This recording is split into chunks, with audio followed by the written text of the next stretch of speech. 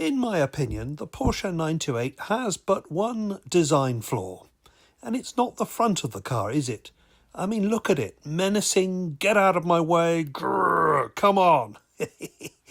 No, if you look at these three cars, which happen to be the first ever Porsche 928, the second and the fourth, you'll see that it's at the rear, where those back wheels just tuck in a little bit too much. Have a look as they go past.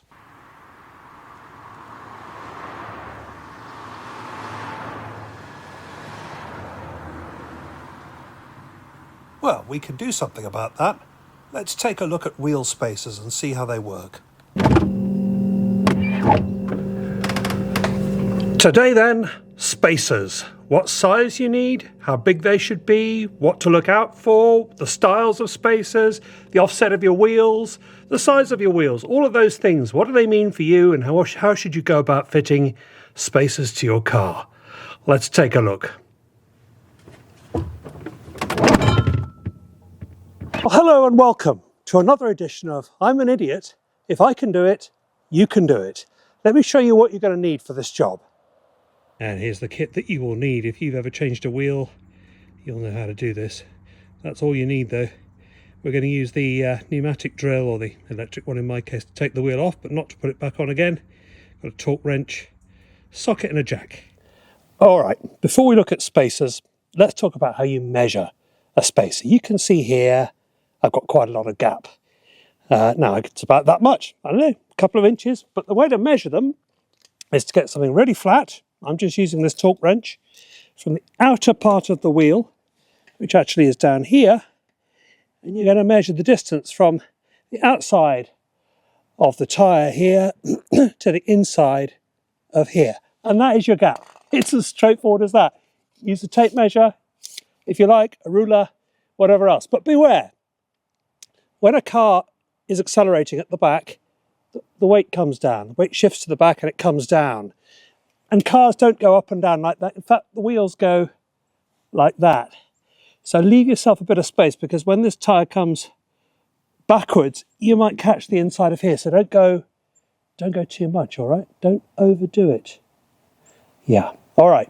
Let's look now at wheel offset. Offset then is the distance from the mounting flange of the wheel, that's the inside piece there, to the centre. As we look at the tyre here, the centre of the wheel. So generally speaking, if the number is less, then it's going to come out. If the number is higher, it's going to be pushed in. On this 928, and on most 928s actually, the up till 86 plus, 1986 and onwards, it was a 65mm offset at the front and at the rear.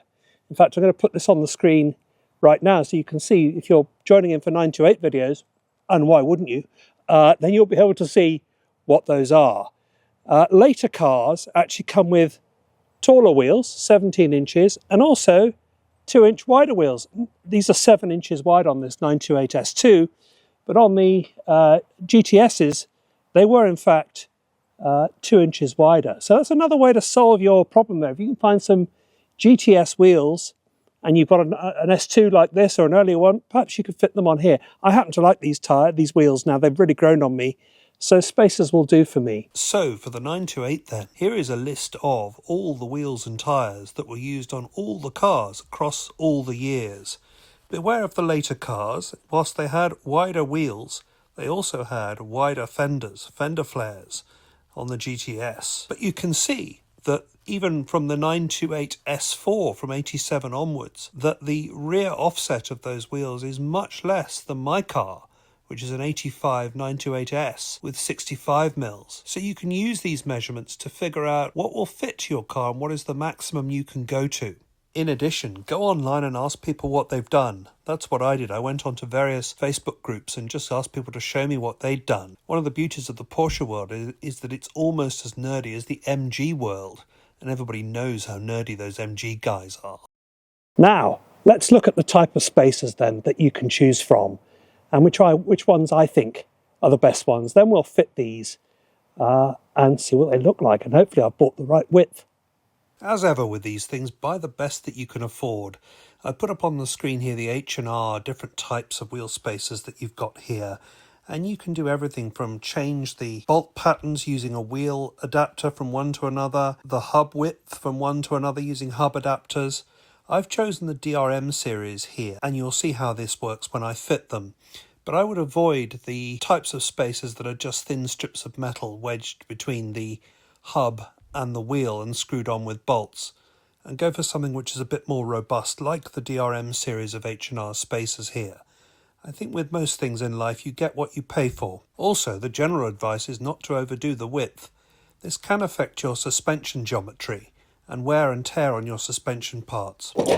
Now, say hello to these beauties. These are H&R wheel spacers. They're 21 mils. And the first thing we're going to talk about is the bolt pattern. Now, on all Porsches, except for the early 356s, and I think the 924, the bolt pattern is 5 by 130 mils. There's 130 mils separating between each hole. So make sure you buy 5 by 130. And in the kit, you get 2 of these, and they feel really nice. Really well constructed, solid, hewn pieces of aluminium alloy, I think they are.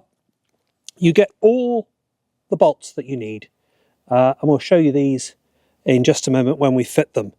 So there are 10 of these. You also get instructions, and the Germans, being the Germans, 2 lovely stickers. Go wide. Right, let's fit these bad boys, shall we?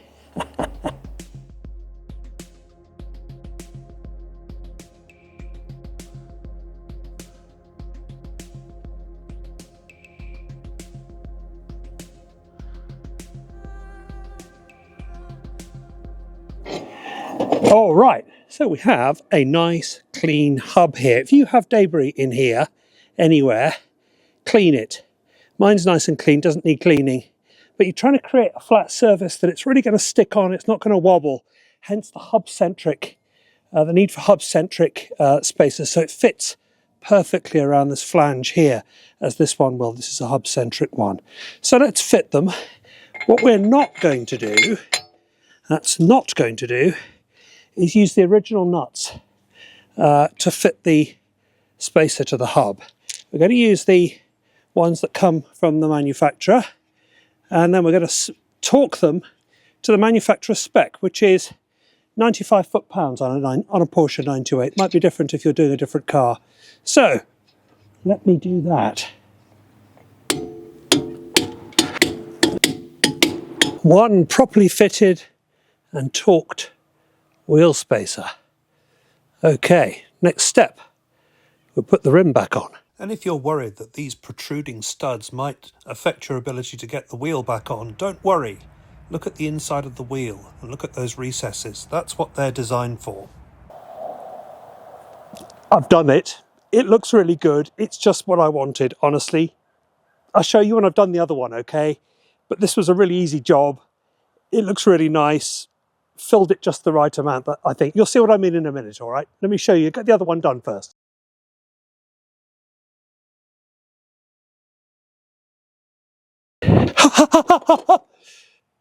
Shit.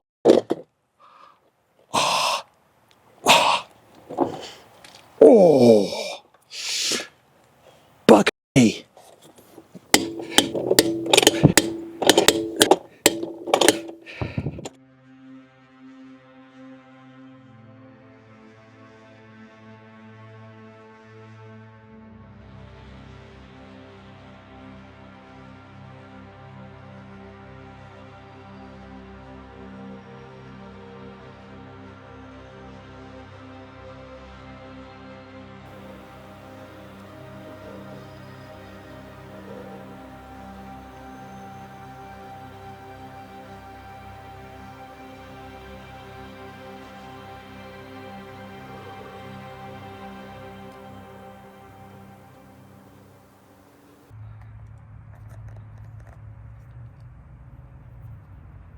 Well, I'm going to claim that one as a big success. I think it looks just nice. OEM plus without looking too hairy-chested or pulled out. You know those Jeep guys with the rubber hanging outside their wheel arches or fenders? Nah, we don't want that. This looks just nice, I think. So big success.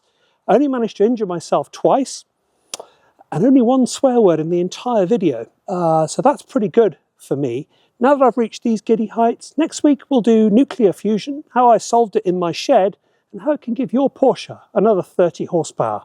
Thanks for watching. See you in the next one.